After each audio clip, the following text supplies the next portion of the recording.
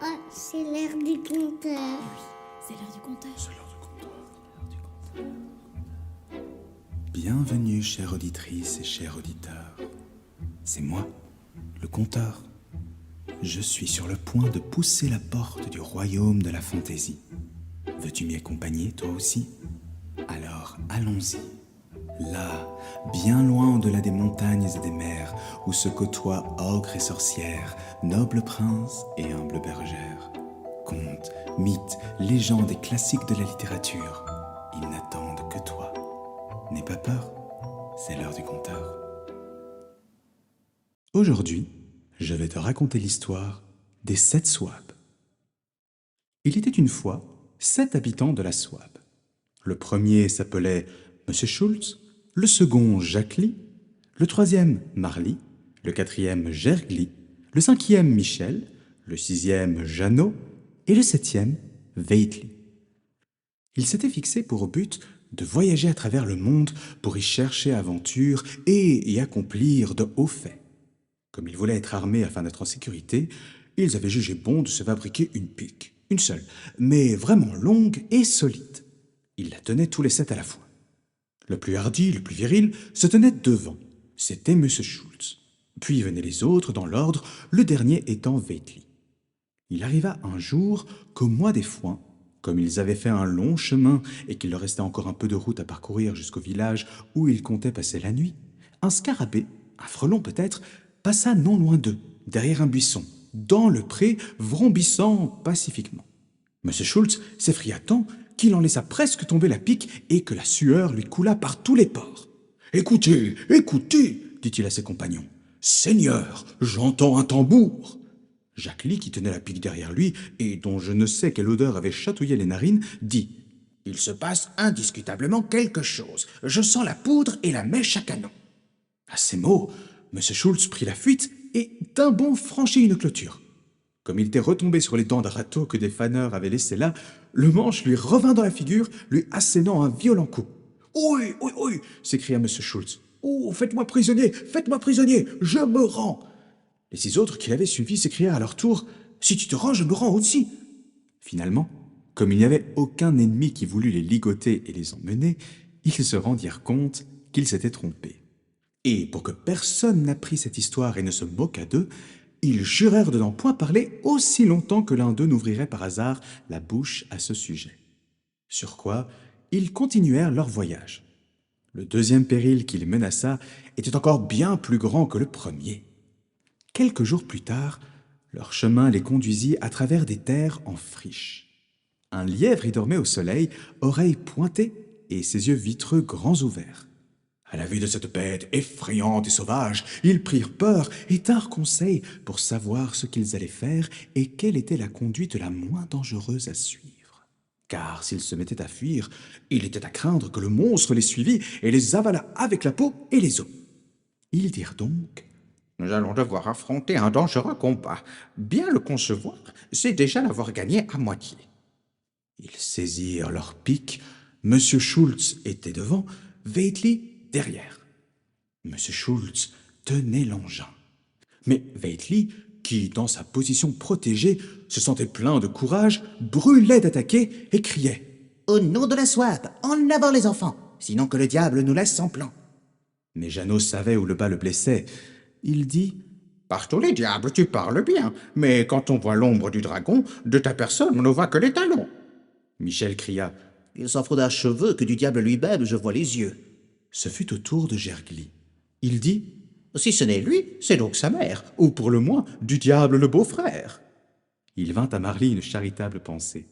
Il dit à Veitli « Va, Veitli, va de l'avant. De là derrière, je t'aiderai à serrer les dents. » Mais Veitli ne l'écoutait pas. Jacqueline dit « C'est à Schultz d'être le premier. À lui seul l'honneur d'attaquer. » M. Schultz prit son courage à 2 mains et dit « À voir votre énervement, on voit bien que vous êtes vaillant. » Et tous ensemble, ils avancèrent contre le dragon. M. Schultz se signa et appela Dieu à son secours. Mais comme rien ne se passait et que l'ennemi approchait, il cria, tant grande était sa peur. « Oh, oh, oh !» Le lièvre se réveilla, s'effraya et s'enfuit à toute vitesse. Quand M. Schultz le vit s'y croire, il s'écria plein de joie. Feitli, regarde-moi ça. Ce n'était qu'un lièvre, va.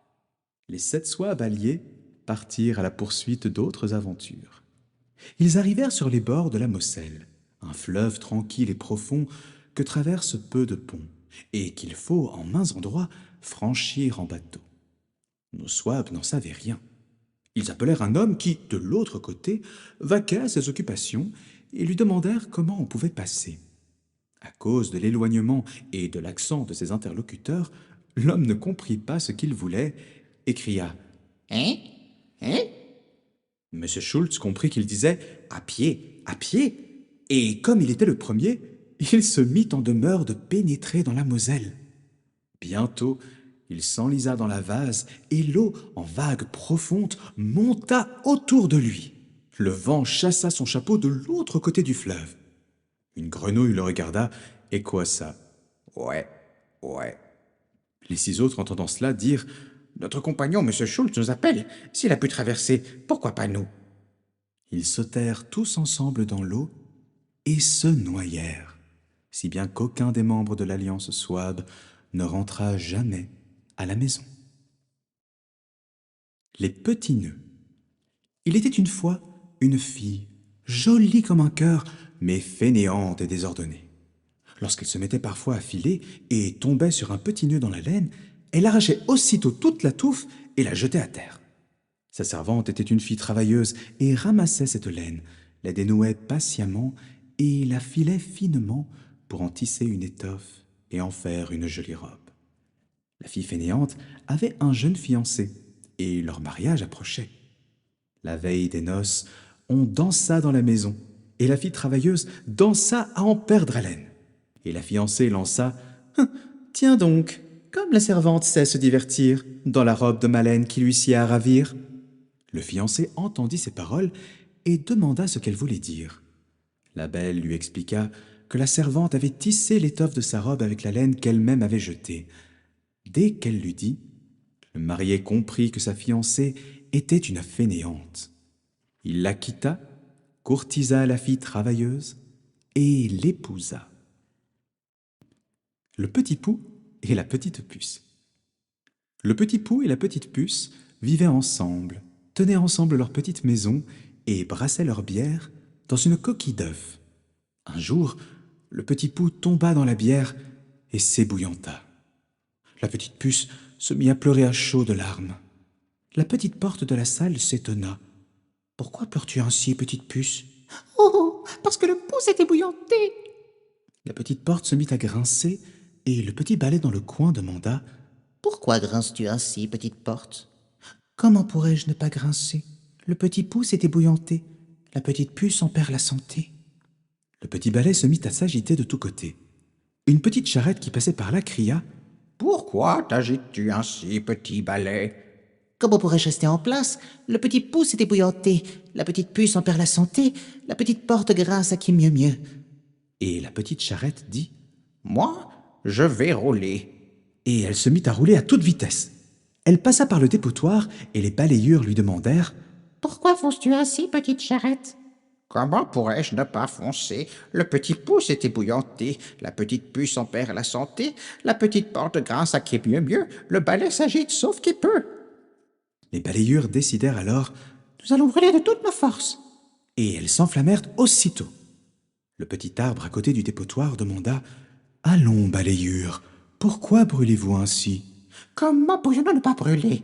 Le petit pou s'est ébouillanté, la petite puce perd en santé, la petite porte grince à qui mieux mieux, le balai s'agite sauf qui peut, la charrette fonce vent dans les airs. » Et le petit arbre dit « Alors moi, je vais trembler. » Et il se mit à trembler, à en perdre toutes ses feuilles. Une petite fille, qui passait par là avec une cruche d'eau à la main, s'étonna. « Pourquoi trembles-tu ainsi, petit arbre ?»« Comment pourrais-je ne pas trembler? Le petit pou s'est ébouillanté, la petite puce en perd la santé, la petite porte grince à qui mieux mieux, le balai s'agite sauf qui peut, la charrette fonce fend dans les airs, les balayures brûlent en un feu d'enfer. » Et la petite fille dit « Alors moi je vais casser ma cruche. et elle la cassa. La petite source d'où jaillissait l'eau demanda « Pourquoi casses-tu ta cruche, petite fille ?»« Or, comment pourrais-je ne pas la casser? Le petit pouce est ébouillanté, la petite puce en perd la santé, la porte grince à qui mieux, le balai s'agite sauf qui peut, la charrette fonce fend dans les airs, les balayures brûlent en un feu d'enfer, et le petit arbre, le pauvre, du pied à la tête il tremble. »« Ah bon, dit la petite source, alors moi, je vais déborder. » Et elle se mit à déborder. Et l'eau inonda tout en noyant, la petite fille, le petit arbre, les balayures, la charrette, le petit balai, la petite porte, la petite puce et le petit pou, tous autant qu'ils étaient. Jean le chanceux. Jean avait servi son maître 7 ans. Il lui dit « Monsieur, mon temps est fini. Je voudrais retourner chez ma mère. Payez-moi mes gages, s'il vous plaît. » Son maître lui répondit « Tu m'as bien et loyalement servi. La récompense sera bonne. » Et il lui donna un lingot d'or gros comme la tête de Jean. Jean tira son mouchoir de sa poche, enveloppa le lingot, et, le portant sur son épaule au bout d'un bâton, il se mit en route pour aller chez ses parents. Comme il marchait ainsi, toujours un pied devant l'autre, il vit un cavalier qui trottait gaillardement sur un cheval vigoureux. « Ah !» se dit Jean tout haut à lui-même, « quelle belle chose que d'aller à cheval! On est assis comme sur une chaise, on ne bute pas contre les cailloux du chemin, on épargne ses souliers, et on avance, Dieu sait combien !» Le cavalier qui l'avait entendu s'arrêta et lui dit « Hé Jean, pourquoi donc vas-tu à pied ?»« Il le faut bien, » répondit-il. « Je porte à mes parents ce gros lingot. Il est vrai que c'est de l'or, mais il n'en pèse pas moins sur les épaules. »« Si tu veux, dit le cavalier, nous changerons. Je te donnerai mon cheval et tu me donneras ton lingot. »« Oh, de tout mon cœur, répliqua Jean. Mais vous en aurez votre charge, je vous en avertis. » Le cavalier descendit et, après avoir pris l'or, il aida Jean à monter et lui mit la bride à la main en disant « Maintenant, quand tu voudras aller vite, tu n'as qu'à faire claquer la langue et dire « hop, hop !» Jean était dans la joie de son âme quand il se vit à cheval. Au bout d'un instant, l'envie lui prit d'aller plus vite et il se mit à claquer la langue et à crier « hop, hop !» Aussitôt, le cheval se lança au galop et Jean, avant d'avoir eu le temps de se méfier, était jeté par terre dans un fossé sur le bord de la route. Le cheval aurait continué de courir s'il n'avait été arrêté par un paysan qui venait en sens opposé, chassant une vache devant lui. Jean, de fort mauvaise humeur, se releva comme il put et dit au paysan « C'est un triste passe-temps que d'aller à cheval, surtout quand on a affaire à une mauvaise bête comme celle-ci, qui vous jette par terre au risque de vous rompre le cou. Dieu me préserve de jamais remonter dessus. À la bonne heure, une vache comme la vôtre, on va tranquillement derrière elle, et par-dessus le marché, on a chaque jour du lait, du beurre et du fromage. Que ne donnerais-je pas pour posséder une pareille vache ?»« Eh bien, dit le paysan, puisque cela vous fait tant de plaisir, prenez ma vache pour votre cheval. » Jean était au comble de la joie. Le paysan monta à cheval et s'éloigna rapidement. Jean chassait tranquillement sa vache devant lui, en songeant à l'excellent marché qu'il venait de faire. Un morceau de pain seulement, et je ne manquerai de rien, car j'aurai toujours du beurre et du fromage à mettre dessus. Si j'ai soif, je traite ma vache et je bois du lait. Que peut-on désirer de plus ? À la première auberge qu'il rencontra, il fit une halte et consomma joyeusement toutes les provisions qu'il avait prises pour la journée. Pour les 2 liards qui lui restaient, il se fit donner un demi-verre de bière et, reprenant sa vache, il continua son chemin. On approchait de midi. La chaleur était accablante et Jean se trouva dans une lande qui avait plus d'1 lieue de long. Il souffrait tellement du chaud que sa langue était collée de soif à son palais. « Il y a remède au mal, pensa-t-il. Je vais traire ma vache et me rafraîchir d'un verre de lait. » Il attacha sa vache à un tronc d'arbre mort et, faute de seau, il tendit son chapeau. Mais il eut beau presser le pis, pas une goutte de lait ne vint au bout de ses doigts. Pour comble de malheur, comme il s'y prenait maladroitement, la bête, impatientée, lui donna un tel coup de pied sur la tête qu'elle l'étendit sur le sol où il resta un certain temps sans connaissance. Heureusement, il fut relevé par un boucher qui passait par là, portant un petit cochon sur une brouette. Jean lui conta ce qui était arrivé. Le boucher lui fit boire un coup en lui disant « Buvez cela pour vous réconforter. Cette vache ne vous donnera jamais de lait. C'est une vieille bête qui n'est plus bonne que pour le travail ou l'abattoir. » Jean s'arrachait les cheveux de désespoir. « Oh, qui s'en serait avisé ?» s'écria-t-il. « Sans doute, cela fera de la viande pour celui qui l'abattra, mais pour moi, j'estime peu la viande de vache, elle n'a pas de goût. À la bonne heure, un petit cochon comme le vôtre, voilà qui est bon sans compter le boudin. »« Écoutez, Jean, lui dit le boucher, pour vous faire plaisir, je veux bien troquer mon cochon contre votre vache. » « Que Dieu vous récompense de votre bonne amitié pour moi, » répondit Jean, et il livra sa vache au boucher. Celui-ci, posant son cochon à terre, remit entre les mains de Jean la corde qui l'attachait. Jean continuait son chemin en songeant combien il avait de chance. Trouvait-il une difficulté, elle était aussitôt aplanie. Sur ces entrefaites, il rencontra un garçon qui portait sur le bras une belle oie blanche. Ils se souhaitèrent le bonjour, et Jean commença à raconter ses chances et la suite d'heureux échanges qu'il avait faits. De son côté, le garçon raconta qu'il portait une oie pour un repas de baptême. « Voyez, disait-il en la prenant par les ailes, voyez quelle lourdeur.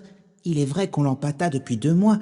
Celui qui mordra dans ce rôti-là verra la graisse lui couler des 2 côtés de la bouche. »« Oui, dit Jean, la soulevant de la main, elle a son poids, mais mon cochon a son mérite aussi. » Alors, le garçon se mit à secouer la tête en regardant de tous côtés avec précaution. « Écoutez, dit-il, l'affaire de votre cochon pourrait bien n'être pas claire. Dans le village par lequel j'ai passé tout à l'heure, on vient justement d'envoler un dans l'étable du maire. J'ai peur, j'ai bien peur que ce ne soit le même que vous emmeniez. On a envoyé des gens battre le pays. Ce serait pour vous une vilaine aventure s'il vous rattrapait avec la bête. Le moins qui pourrait vous en arriver serait d'être jeté dans un cul de basse-fosse. »« Hélas, mon Dieu !» répondit le pauvre Jean, qui commençait à mourir de peur. « Ayez pitié de moi, il n'y a qu'une chose à faire. Prenez mon cochon et donnez-moi votre oie. »« C'est beaucoup risqué, répliqua le garçon. Mais s'il vous arrivait malheur, je ne voudrais pas en être la cause. » Et prenant la corde, il emmena promptement le cochon par un chemin de traverse, pendant que l'honnête Jean, dégagé d'inquiétude, s'en allait chez lui avec son oie sous le bras. « En y réfléchissant bien, se disait-il à lui-même, j'ai encore gagné à cet échange. D'abord, un bon rôti, puis, avec toute la graisse qui en coulera, me voilà pourvu de graisse d'oie pour 3 mois au moins.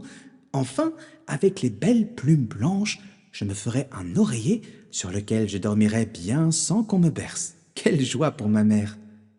En passant par le dernier village avant d'arriver chez lui, il vit un rémouleur qui faisait tourner sa meule en chantant. « Je suis rémouleur sans pareil, tourne ma roue, tourne donc au beau soleil. » Jean s'arrêta à le regarder et finit par lui dire « Vous êtes joyeux à ce que je vois. Il paraît que le repassage va bien ?»« Oui, répondit le rémouleur, c'est un métier d'or. Un bon rémouleur est un homme qui a toujours de l'argent dans sa poche. Mais où avez-vous acheté cette belle oie ?»« Je ne l'ai pas achetée, je l'ai eue en échange de mon cochon. »« Et le cochon ?»« Je l'ai eu pour ma vache. »« Et la vache ?» Pour un cheval. »« Et le cheval ?» Pour un lingot d'or gros comme ma tête. »« Et le lingot ?» C'était mes gages pour 7 ans de service. « Je vois, dit le rémouleur, que vous avez toujours su vous tirer d'affaire. Maintenant, il ne vous reste plus qu'à trouver un moyen d'avoir toujours la bourse pleine, et votre bonheur est fait. »« Mais comment faire ?» demanda Jean. « Il faut faire rémouleur comme moi. Pour cela, il suffit d'une pierre à aiguiser. Le reste vient tout seul. J'en ai une un peu ébréchée, il est vrai, mais je vous la céderai pour peu de choses. Votre oie seulement. Voulez-vous ?»« Cela ne se demande pas, répondit Jean. Me voilà l'homme le plus heureux de la terre. Au diable les soucis, quand j'aurai toujours la poche pleine. » Il prit la pierre et donna son oie en paiement. « Tenez, lui dit le rémouleur en lui donnant un gros caillou commun qui était à ses pieds. Je vous donne encore une autre bonne pierre par-dessus le marché. On peut frapper dessus tant qu'on veut, elle vous servira à redresser vos vieux clous.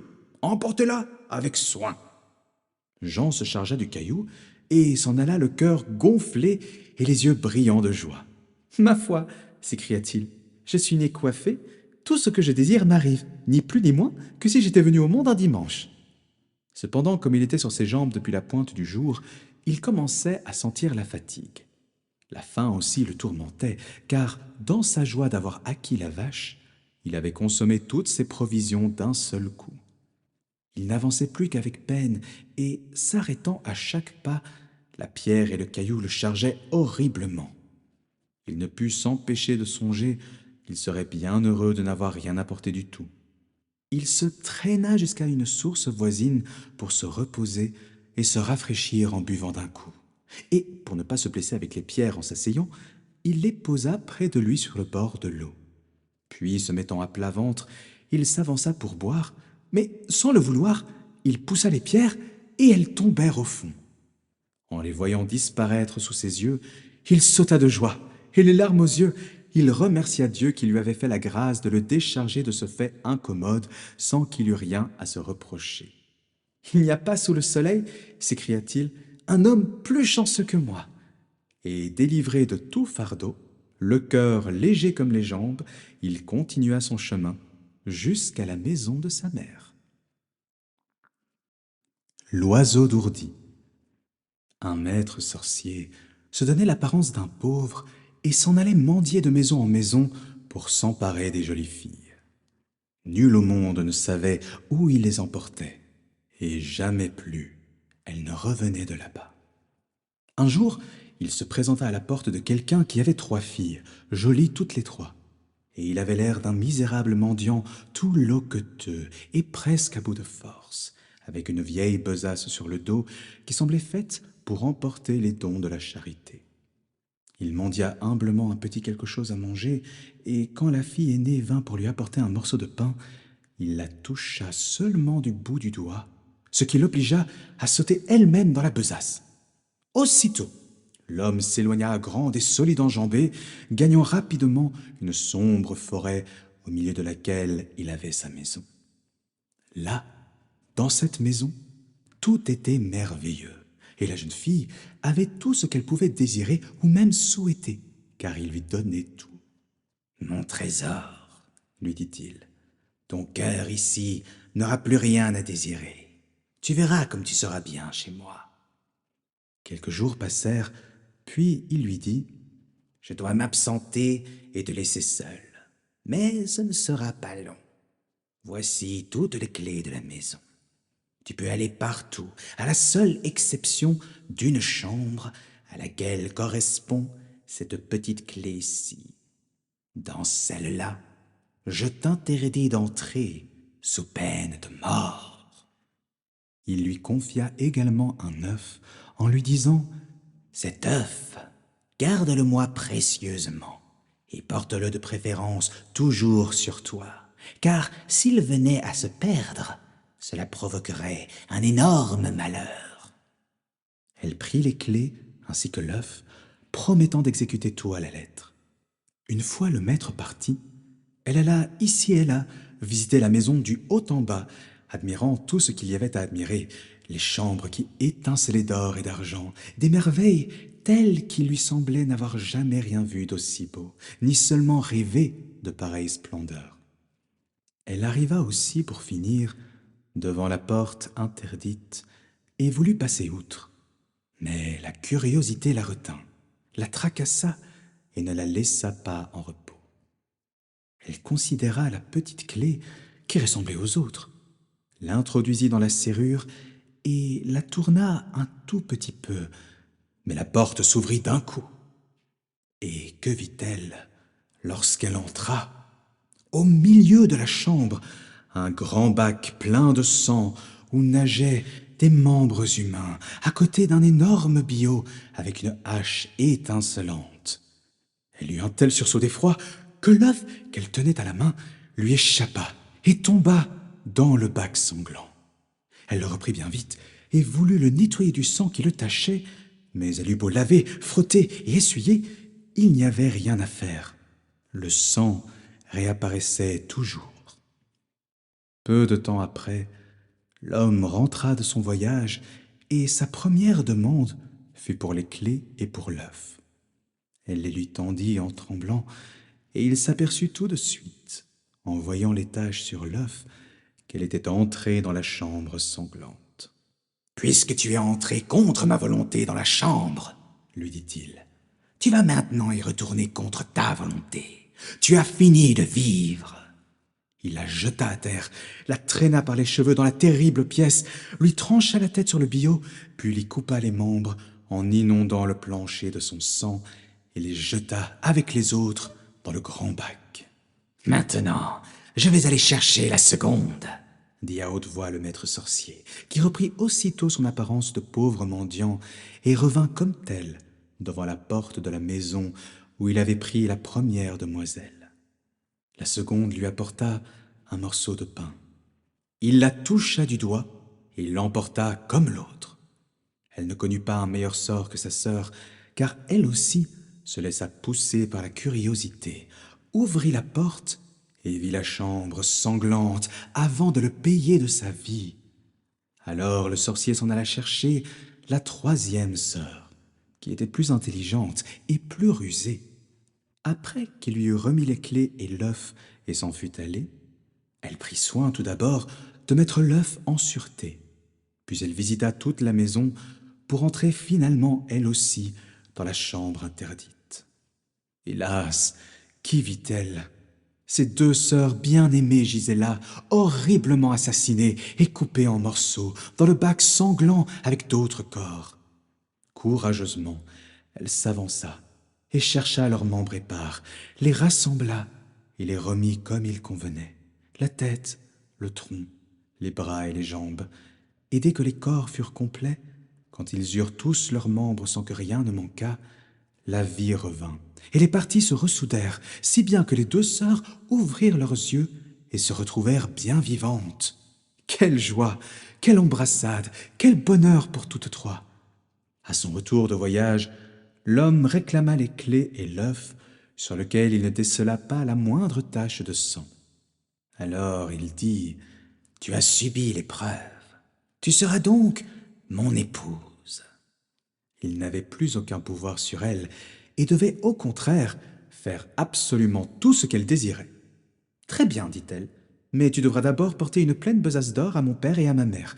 Et cette besace, c'est sur ton dos que tu devras la porter, afin que ce présent ait un sens et une réelle valeur. Pendant ce temps, moi, je ferai les préparatifs de la noce. » Elle courut alors retrouver ses sœurs, qu'elle avait cachées dans un cabinet, et leur dit, « L'heure et l'instant sont venus, et je peux vous sauver. Le maudit va lui-même vous ramener, à son insu, à la maison, en vous portant sur son dos. Mais dès que vous serez arrivés, envoyez-moi vite du secours. » Elle les mit toutes deux au fond d'une besace, puis elle les couvrit d'or, de façon qu'on ne puisse pas les voir. Puis elle appela le maître sorcier et lui dit, « Voilà la besace que tu vas porter. Mais ne t'arrête pas en chemin et ne cherche pas à te reposer.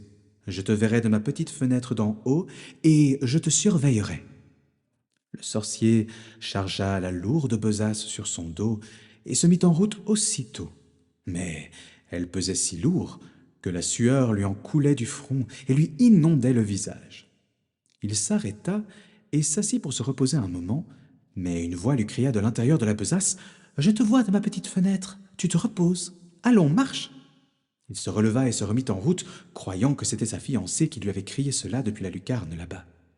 Une nouvelle fois, il essaya de se reposer, mais cette fois encore, la voix cria, « Je te vois de ma petite fenêtre, tu te reposes, veux-tu bien te remettre en marche ?» Puis chaque fois qu'il faisait mine de s'arrêter, succombant sous la charge, la voix le rappelait à l'ordre et il lui fallait marcher, de telle sorte qu'il finit par arriver à bout de souffle et, en gémissant à la maison des parents, où il déposa son or, et avec l'or, les deux sœurs saines et sauves. Dans la maison du sorcier, pendant ce temps, la fiancée préparait la noce et invitait tous les amis de la maison à y prendre part.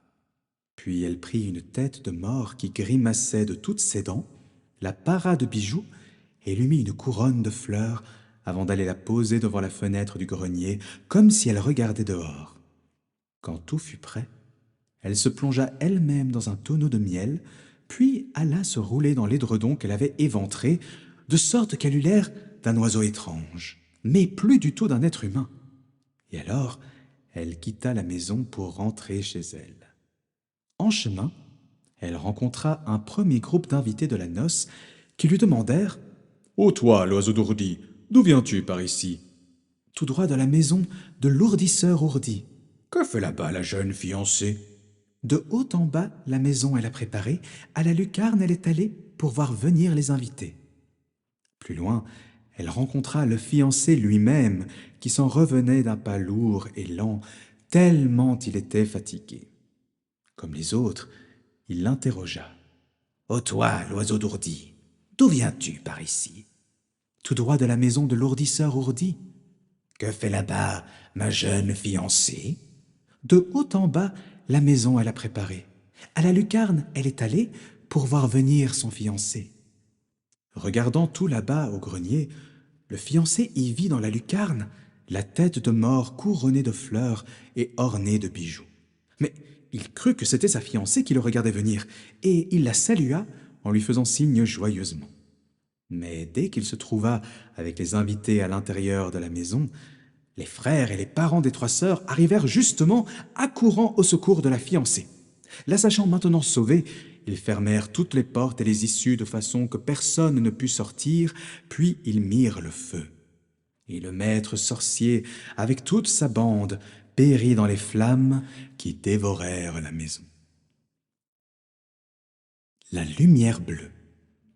Il y avait une fois un brave soldat nommé François, qui pendant plusieurs années avait combattu dans bien des batailles et avait toujours fait son devoir. Mais lorsque la paix fut conclue et qu'il fut congédié avec la plus grande partie de l'armée, on ne lui accorda pas la moindre pension. Il alla trouver le roi et il réclama contre cette injustice. Mais sa majesté, qui avait besoin de beaucoup d'argent pour bâtir un magnifique palais, l'envoya promener. « Tu me le payeras peut-être un jour », se dit le soldat, et il s'en fut s'acheter un pain avec les derniers liards qui lui restaient. Puis il sortit de la ville et parcourut la campagne pour trouver un peu de travail comme homme de peine, car il n'avait appris d'autre métier que celui de soldat. La journée se passa sans que personne eût voulu l'occuper. Vers le soir, il s'engagea dans un bois, et la nuit étant venue, il n'en était pas encore sorti. Tout à coup, il aperçut de loin une lumière. Il marcha dans cette direction et finit par atteindre une maisonnette. Il y trouva une vieille femme qui n'était autre qu'une méchante sorcière. « Bonsoir, ma bonne femme, » dit François. « Je me suis égaré dans la forêt et je viens vous prier de me donner un gîte pour la nuit et une croûte pour souper. »« Une autre, » répondit la sorcière, « refuserait de loger un homme qui, comme toi, a l'air d'un vagabond. Mais moi, j'ai bon cœur, et je vais te donner de quoi calmer ta faim. Demain, tu me rendras, j'espère, un petit service. »« Volontiers, » dit François, « si c'est dans mon pouvoir. » « Oh, il ne s'agit que de bêcher mon jardin. » Là-dessus, François, ayant soupé, s'en fut au grenier se coucher sur une botte de paille. Le lendemain, il se mit à l'ouvrage et bêcha le jardin. Il eut de la peine à avoir fini le soir. « Nous voilà quittes, » lui dit la vieille.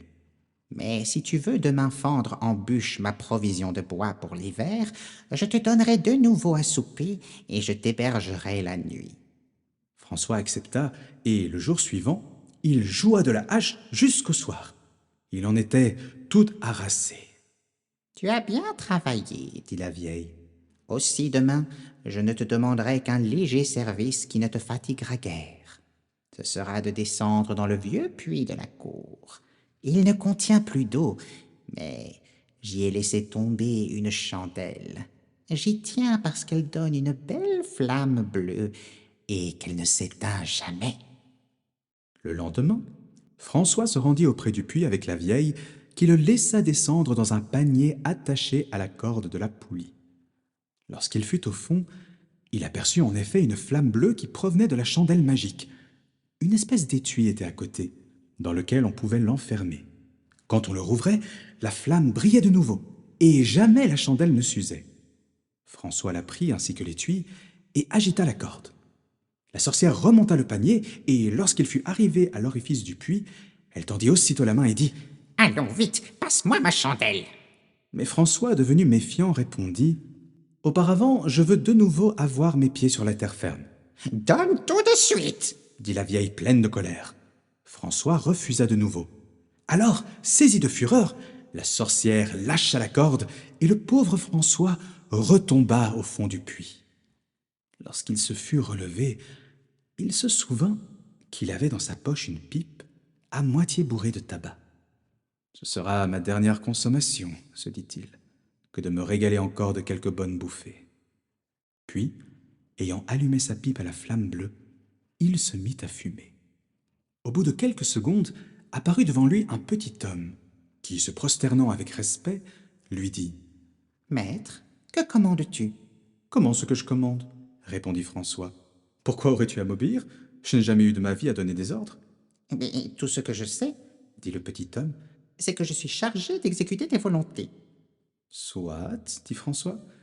Eh bien, tire-moi de ce vilain lieu. » Le nain alors lui fit apercevoir un couloir qui conduisait à une caverne où la sorcière avait entassé des trésors.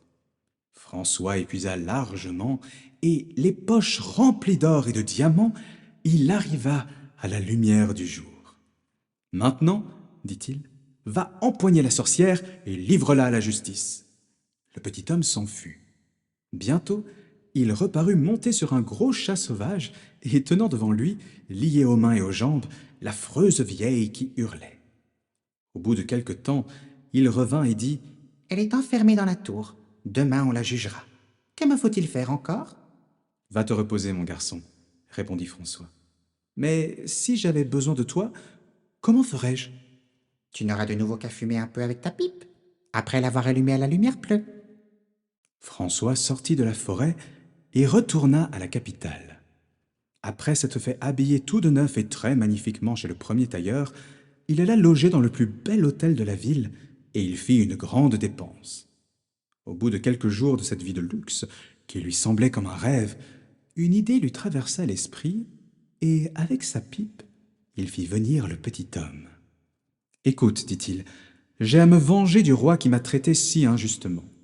Cette nuit, tu m'amèneras sa fille unique pour qu'elle me nettoie mes bottes. »« Rien de plus facile, répondit le nain.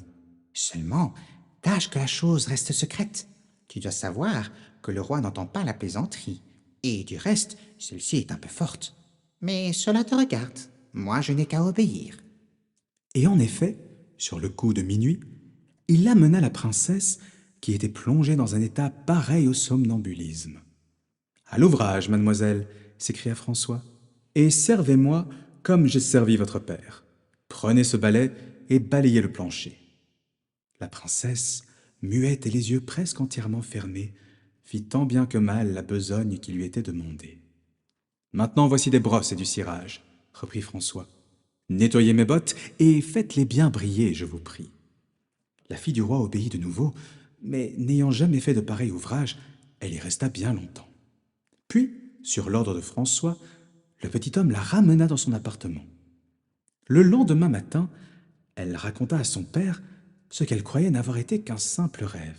« Cependant, ajouta-t-elle, je suis toute fatiguée et j'ai les os comme rompus. » Mais le roi, qui savait que dans ce temps des fées, il se passait des choses bien extraordinaires, prit la chose au sérieux et dit à sa fille de remplir le soir les poches de son peignoir de pois et d'y faire un trou. C'est ce qu'elle fit, et lorsque le petit homme vint la prendre et la transporta à travers les airs à la chambre de François, les pois s'échappèrent et auraient pu indiquer le chemin qu'elle avait pris. Mais le petit homme s'aperçut de la ruse, et lorsqu'il eut ramené la princesse chez elle, il alla semer des pois dans toutes les rues de la ville. C'est ce qu'on vint annoncer au roi, qui alors ne douta plus que sa fille n'eût en réalité fait office de servante. Il en fut mortifié. Après avoir réfléchi, il dit à la princesse de garder ses pantoufles en se couchant et d'en laisser une sous un meuble si on venait de nouveau l'enlever. C'est ce qu'elle fit. Cette fois, le petit homme ne s'aperçut de rien, et lorsque le lendemain, les gens du roi vinrent visiter tous les appartements de la ville, ils découvrirent dans la chambre de François la mule de la princesse. Il fut aussitôt appréhendé au corps et jeté en prison. À travers les barreaux de sa cellule, il vit placé là, comme sentinelle, un de ses anciens bons camarades du régiment. Il parvint à ouvrir la fenêtre et il appela son ami. « Écoute, dit François, quand on t'aura relevé de faction, tâche de t'introduire dans la chambre que j'occupais à l'hôtel. Au fond de l'armoire à bois, tu trouveras un sac plein d'or. Ce sera pour toi. Je ne te demande en retour que de m'apporter un étui en cuivre que tu trouveras à côté. » La chose sourit au soldat. Il sut s'y prendre habilement et vint apporter à François l'étui où se trouvait toujours la chandelle à la flamme bleue. Quant à l'or, il le garda pour lui, comme c'était convenu.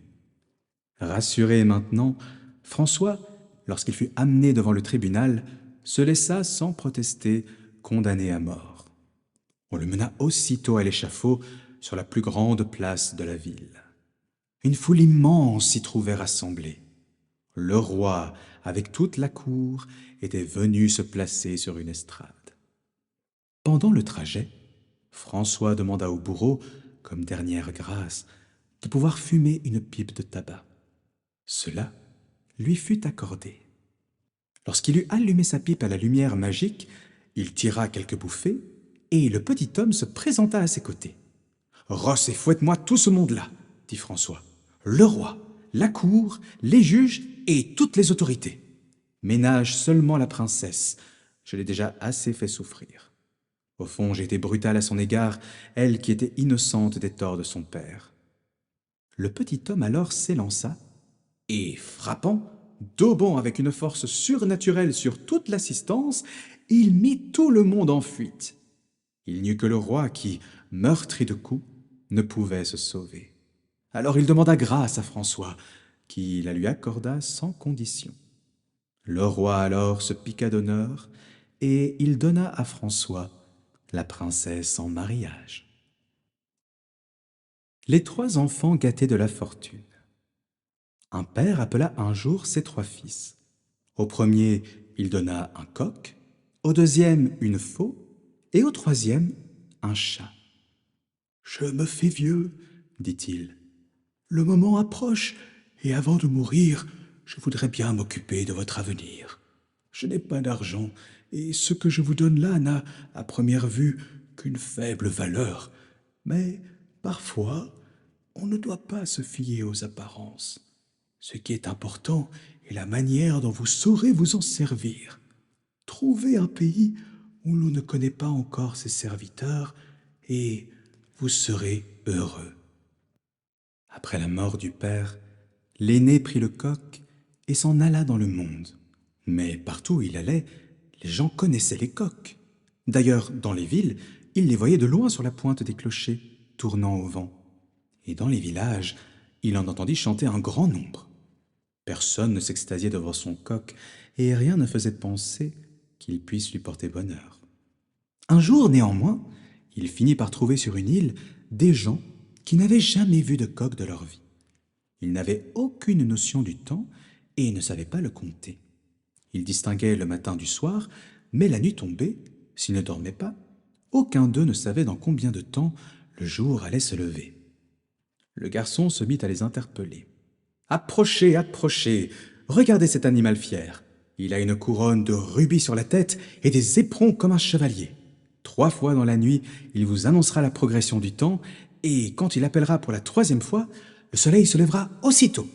S'il chante dans la journée, vous pourrez être sûr et certain que le temps va changer et vous pourrez prendre vos précautions. » Les gens étaient en extase devant le coq. Ils restèrent éveillés toute la nuit pour écouter avec ravissement à 2 heures, puis à 4 heures, et enfin à 6 heures, le coq chantait à tue-tête pour leur annoncer l'heure. Le lendemain matin, ils demandèrent aux garçons de leur vendre le coq et de leur dire son prix. « Autant d'or qu'un âne puisse porter, » répondit-il. « Si peu pour un tel animal !» crièrent les habitants de l'île plus fort les uns que les autres, et ils lui donnèrent volontiers ce qu'il avait demandé. Le garçon rentra à la maison avec l'âne et toute sa richesse, et ses frères en furent époustouflés.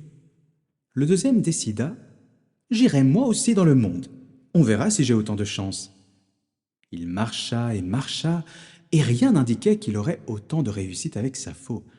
Partout, il rencontrait des paysans avec une faux sur l'épaule. Un jour, enfin, le destin le dirigea sur une île dont les habitants n'avaient jamais vu de faux de leur vie. Lorsque le seigle était mûr, les villageois amenaient des canons sur les champs et tiraient sur le blé. C'était tout compte fait pur hasard. Un coup ils tiraient trop haut, un coup ils touchaient les épis à la place des tiges, et beaucoup de graines étaient ainsi perdues, sans parler du fracas pendant la moisson. Insoutenable. Le garçon s'en alla dans le champ et commença à faucher. Il fauchait sans faire de bruit, et si vite que les gens le regardaient bouche bée, retenant leur souffle. Ils s'empressèrent de lui donner ce qu'il voulait en échange de la faux, et lui amenèrent un cheval avec un chargement d'or aussi lourd qu'il pouvait porter. Le troisième frère décida de tenter sa chance avec son chat. Tandis qu'il restait sur la terre ferme, il n'avait pas plus de succès que ses frères. Il ne trouvait pas son bonheur. Mais un jour, il arriva en bateau sur une île, et la chance lui sourit enfin. Les habitants n'avaient jamais vu de chat auparavant, alors que les souris sur l'île ne manquaient pas.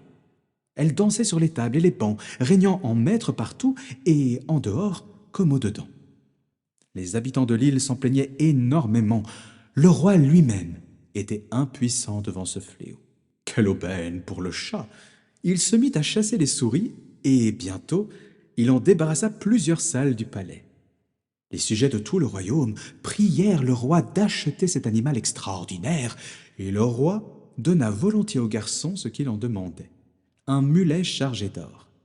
C'est ainsi que le plus jeune des trois frères rentra à la maison très riche et devint un homme très opulent. Et dans le palais royal, le chat s'en donnait à cœur joie. Il se régala d'un nombre incalculable de souris. Il chassa tant et si bien qu'il finit par avoir chaud et soif. Il s'arrêta, renversa la tête en arrière et miaula. Miaou, miaou. Quand le roi et ses sujets entendirent ce cri étrange, ils prirent peur, et les yeux exorbités, ils s'enfuirent du palais. Dehors, le roi appela ses conseillers pour décider de la marche à suivre. Que faire de ce chat? Finalement, ils envoyèrent un messager pour qu'il lui propose un marché. Soit il quittait le palais de lui-même, soit on l'expulsait de force. L'un des pages partit avec le message et demanda au chat de quitter le palais de son plein gré. Mais le chat, terriblement assoiffé, miaula de plus belle. Miaou, miaou. Le page comprit « Non, non, pas question » et alla transmettre la réponse au roi. « Eh bien, décidèrent les conseillers, nous le chasserons par la force. » On fit venir un canon devant le palais, et les soldats le tirèrent jusqu'à ce qu'il s'enflammât. Lorsque le feu se propagea jusqu'à la salle où le chat était assis, le vaillant chasseur sauta par la fenêtre et se sauva. Mais l'armée continua son siège tant que le palais ne fut pas entièrement rasé. Le diable et sa grand-mère. Il y avait une fois une grande guerre, et un roi qui avait beaucoup de soldats, et des soldats qui recevaient des soldes dérisoires, dont ils ne pouvaient pas vivre. 3 d'entre eux se mirent d'accord et décidèrent de déserter. « Si on nous attrape, on nous pendra. Qu'allons-nous faire ?» dit le premier. Et le deuxième, « Vous voyez ce grand champ de blé? Si nous nous y cachons, personne ne nous y trouvera. L'armée n'a pas le droit d'y pénétrer, et demain, elle change de quartier. » Ils se faufilèrent dans le champ, mais l'armée ne partit pas, et garda ses positions tout autour. Ils restèrent 2 jours et 2 nuits dans le blé. Leur faim devint telle qu'ils n'étaient pas loin de mourir. Alors ils dirent « À quoi nous a-t-il servi d'avoir déserté? Nous allons périr tristement. » À ce moment-là, un dragon de feu passa dans le ciel. Il descendit vers eux et leur demanda pourquoi ils se cachaient là. Ils répondirent « Nous sommes 3 soldats. Nous avons déserté parce que notre solde était trop basse, mais nous allons mourir de faim si nous restons ici, ou nous pendouillerons au gibet si nous en sortons. »« Si vous acceptez de me servir pendant 7 ans, dit le dragon, je vous conduirai par-dessus le gros de l'armée sans que personne ne puisse mettre la main sur vous. »« Nous n'avons pas le choix, et il nous faut bien accepter, » répondirent-ils. Le dragon les saisit entre ses griffes, les conduisit par-delà l'armée et, loin d'elle, les posa de nouveau sur le sol. Or, le dragon n'était autre que le diable. Il leur donna une petite cravache et dit « Frappez-vous avec elle. Il sortira de votre corps autant d'argent que vous en voudrez. Vous pourrez vivre en grand seigneur, monter chevaux et rouler carrosse. Mais au bout de 7 années, vous serez à moi. » Il leur présenta un livre sur lequel ils durent inscrire leurs noms. « Avant de vous emporter, ajouta-t-il, je vous proposerai une énigme. Si vous la résolvez, vous serez libre et je ne vous tiendrai plus en ma puissance. » Le dragon s'envola. Les 3 soldats se mirent à jouer de la cravache. Ils eurent de l'argent en abondance, se firent confectionner des habits de seigneurs et voyagèrent de par le monde. Où qu'ils fussent, ils vivaient dans la joie et la félicité, roulaient carrosse et montaient chevaux, mangeaient, buvaient, mais ne commettaient pas de mauvaises actions. Le temps passa vite, et quand les 7 années touchèrent à leur fin, 2 d'entre eux sentirent leur cœur se serrer, et une grande peur les saisir. Le 3e, cependant, prenait la chose du bon côté. Il dit, « Frère, ne craignez point, je ne suis pas tombé de la dernière pluie. Je résoudrai l'énigme. » Ils s'en allèrent dans les champs, s'y assirent sur leur séant, et les 2 premiers faisaient triste figure. Arriva une vieille femme. Elle leur demanda pourquoi ils étaient si tristes. « Qu'est-ce que cela peut bien vous faire? De toute façon, vous ne pouvez rien pour nous. »« Qui sait, répondit-elle. Confiez-vous à moi, dites-moi vos tourments. » Ils lui racontèrent qu'ils avaient été les serviteurs du diable pendant 7 ans. Il leur avait procuré de l'argent à foison, mais ils lui avaient donné leur signature, et il serait à lui si, le temps écoulé, il ne parvenait pas à résoudre une énigme. La vieille dit, « Si vous voulez vous en tirer, il faut que l'un de vous aille dans la forêt. Il arrivera à une falaise éboulée qui ressemble à une maison. Il faudra qu'il y pénètre et il y trouvera de l'aide. » Les 2 soldats tristes se dirent, « Cela ne servira à rien. » Et ils restèrent là. Le 3e, en revanche, celui qui était tout joyeux, se leva et s'avança dans la forêt jusqu'à ce qu'il y trouvât la falaise. Dans la fausse maison se tenait une femme vieille comme les pierres. C'était la grand-mère du diable. Elle lui demanda d'où il venait et ce qu'il voulait. Il lui raconta tout ce qui s'était passé et, comme il lui plaisait, elle le prit en pitié et lui promit de l'aider. Elle souleva une pierre qui cachait l'entrée d'une cave et dit, « Cache-toi ici, tu entendras tout ce qui se dira. Reste bien tranquille et ne t'énerve pas. Quand le dragon viendra, je lui demanderai de quelle énigme il s'agit. Il me dit tout. Toi, fais attention à ce qu'il me répondra. » À minuit, le dragon arriva et réclama son repas. La grand-mère mit la table et y apporta mets et boissons pour qu'il soit content. Et ils mangèrent et burent de concert. Tout en conversant, elle lui demanda comment s'était passée la journée et de combien d'âmes il s'était emparé.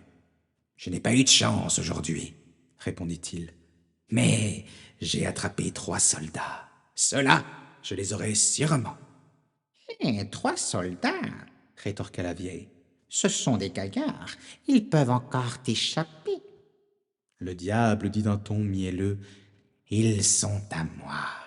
Je vais leur soumettre une énigme qu'ils seront incapables de résoudre. »« Quel genre d'énigme ?» demanda la grand-mère. « Je vais te la dire. Dans la grande mer du Nord, il y a un chat marin mort. Ce sera le rôti que je leur offrirai. Une côte de baleine leur servira de cuillère et un vieux sabot de cheval creusé leur tiendra lieu de verre à vin. » Quand le diable s'en fut allé au lit, la grand-mère souleva la pierre et fit sortir le soldat. « As-tu bien fait attention à tout ?»« Oui, dit-il, j'en sais assez et je me tirerai d'affaire. » Sans bruit, il se glissa par la fenêtre et en toute hâte, il rejoignit ses compagnons. Il leur conta comment la grand-mère avait éventé le piège du diable et comment il avait appris la solution de l'énigme. Ils se sentirent tout joyeux et de bonne humeur, prirent la cravache et fabriquèrent tant d'argent qu'il en roulait de tous les côtés. Quand les 7 années furent complètement écoulées, le diable arriva avec le livre, leur montra les signatures et dit « Je vais vous emmener en enfer. On vous y servira un repas. Si vous devinez la nature du rôti qui vous sera offert, vous serez libre et vous pourrez garder la cravache. » Alors le premier soldat commença. « Dans la grande mer du Nord, il y a un chat marin mort. Ce sera certainement notre rôti. » Le diable se mit en colère, dit « et demanda au deuxième « Mais qu'est-ce qui vous servira de cuillère ?»« Une côte de baleine sera notre cuillère. » Le diable fit grise mine, grogna de nouveau par 3 fois et dit au troisième « Savez-vous aussi ce qui vous servira de verre à vin? » Un vieux sabot de cheval sera notre verre à vin. Alors le diable s'envola en poussant un grand cri. Il n'avait plus aucun pouvoir sur eux. Quant aux 3 soldats, ils conservèrent la cravache, bâtirent monnaie autant qu'il leur plaisait et vécurent heureux jusqu'à leur mort. L'esprit dans la bouteille. Il était une fois un pauvre bûcheron qui travaillait du matin au soir. S'étant finalement mis quelque argent de côté, il dit à son fils « Tu es mon unique enfant. Je veux consacrer à ton instruction ce que j'ai durement gagné à la sueur de mon front. Apprends un métier honnête et tu pourras subvenir à mes besoins quand je serai vieux, que mes membres seront devenus raides et qu'il me faudra rester à la maison. » Le jeune homme fréquenta une haute école et apprit avec zèle. Ses maîtres le louaient fort et il y resta tout un temps.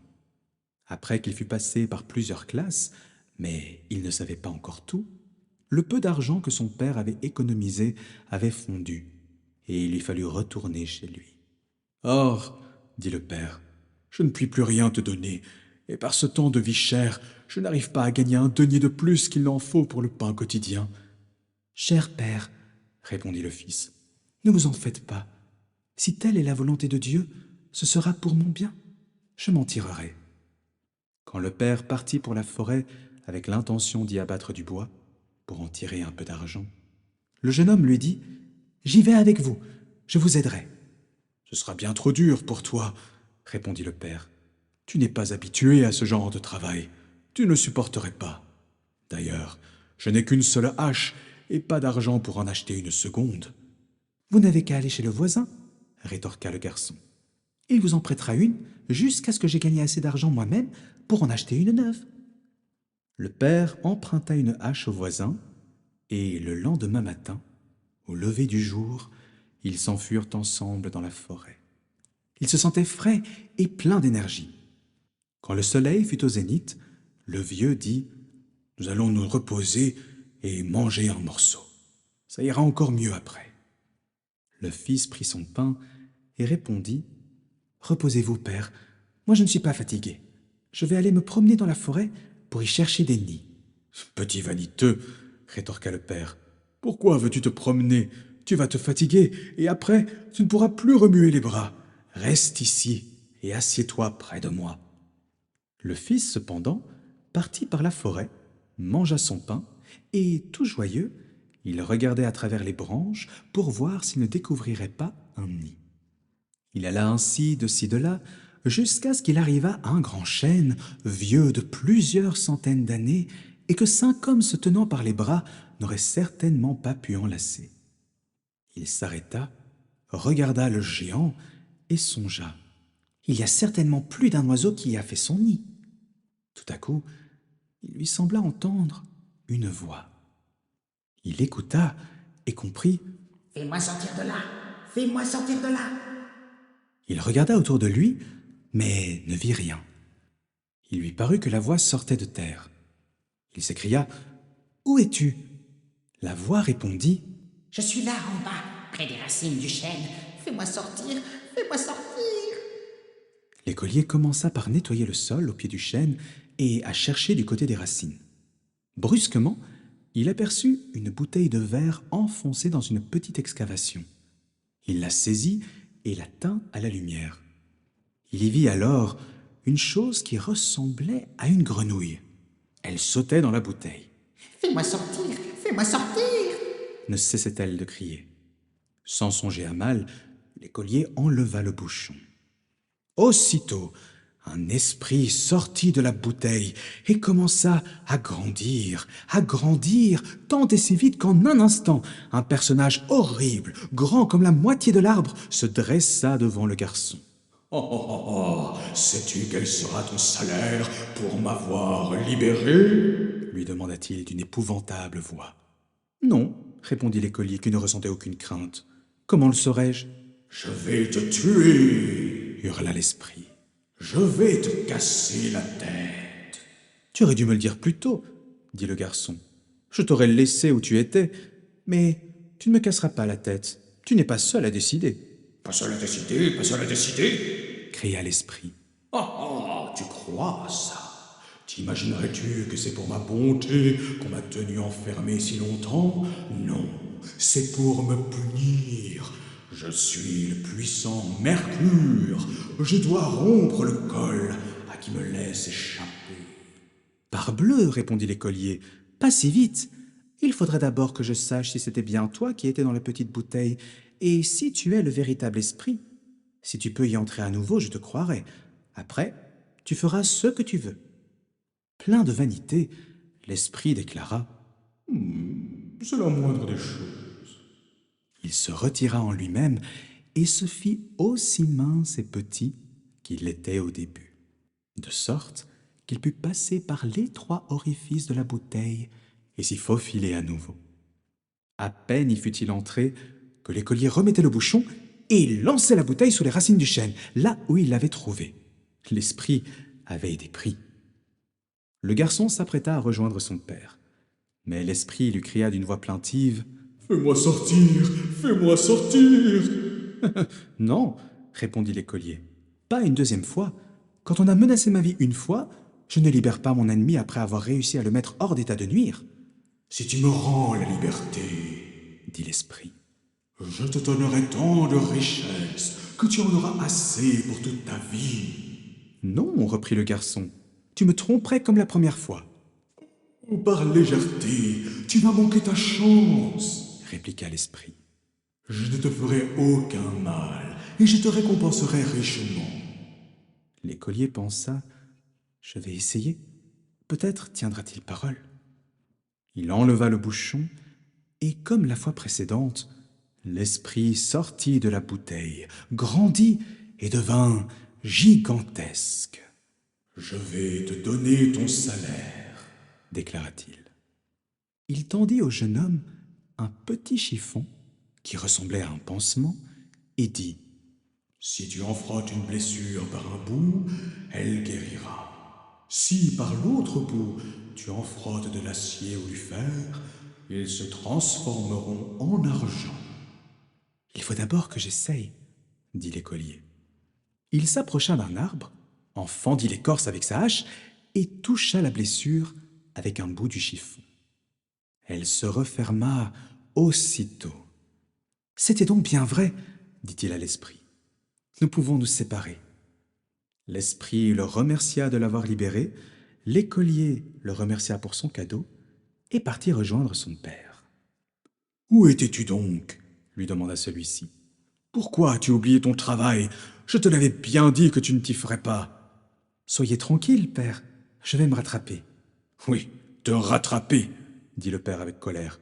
Ce n'est pas une méthode. »« Regardez, père, je vais frapper cet arbre si fort qu'il en tombera. » Il prit son chiffon, en frotta sa hache et asséna un coup formidable. Mais, comme le fer était devenu de l'argent, le fil de la hache s'écrasa. « Et père, regardez la mauvaise hache que vous m'avez donnée, la voilà toute tordue. » Le père en fut bouleversé et dit « Qu'as-tu fait? Il va me falloir payer cette hache. Et avec quoi? Voilà ce que me rapporte ton travail. »« Ne vous fâchez pas, dit le fils, je payerai la hache moi-même. »« Imbécile, cria le vieux, avec quoi la payeras-tu? Tu ne possèdes rien d'autre que ce que je t'ai donné. Tu n'as en tête que des bêtises d'étudiant et tu ne comprends rien au travail du bois. »« Un moment après, l'écolier dit « Père, puisque je ne peux plus travailler, arrêtons-nous. » « Quoi ?» dit le vieux. « T'imagines-tu que je vais me croiser les bras comme toi? Il faut que je travaille. Toi, tu peux rentrer. » « Père, je suis ici pour la première fois. Je ne retrouverai jamais le chemin tout seul. Venez avec moi. » Le père, dont la colère s'était calmée, se laissa convaincre et partit avec son fils. Il lui dit « Va et vends la hache endommagée. On verra bien ce que tu en tireras. Il faudra que je gagne la différence pour payer le voisin. » Le fils prit la hache et la porta à un bijoutier de la ville. Celui-ci la mit sur la balance et dit « Elle vaut 400 deniers, mais je n'ai pas autant d'argent liquide ici. »« Donnez-moi ce que vous avez. Vous me devrez le reste, » répondit le garçon. Le bijoutier lui donna 300 deniers et reconnut lui en devoir encore 100 autres. L'écolier rentra à la maison et dit « Père, j'ai l'argent. Allez demander au voisin ce qu'il veut pour sa hache. »« Je le sais déjà, » répondit le vieux. « 1 denier et 6 sous. »« Eh bien, donnez-lui 2 deniers et 12 sous. Ça fait le double et c'est bien suffisant. Regardez, j'ai de l'argent de reste. » Il donna 100 deniers à son père et reprit. « Il ne vous en manquera jamais. Vivez à votre guise. »« Seigneur Dieu !» s'écria le vieux. « Comment as-tu acquis une telle richesse ?» L'écolier lui raconta ce qui s'était passé et comment, en comptant sur sa chance, il avait fait si bonne fortune. Avec l'argent qu'il avait en surplus, il repartit vers les hautes écoles et reprit ses études. Et comme, avec son chiffon, il pouvait guérir toutes les blessures, il devint le médecin le plus célèbre du monde entier. Ainsi s'achève cette compilation de contes des frères Grimm. Si cette vidéo t'a plu, n'hésite pas à la liker, à y laisser un commentaire et à t'abonner à ma chaîne afin de ne rater aucune de nos excursions dans le monde merveilleux des contes, des mythes et des classiques de la littérature. À bientôt!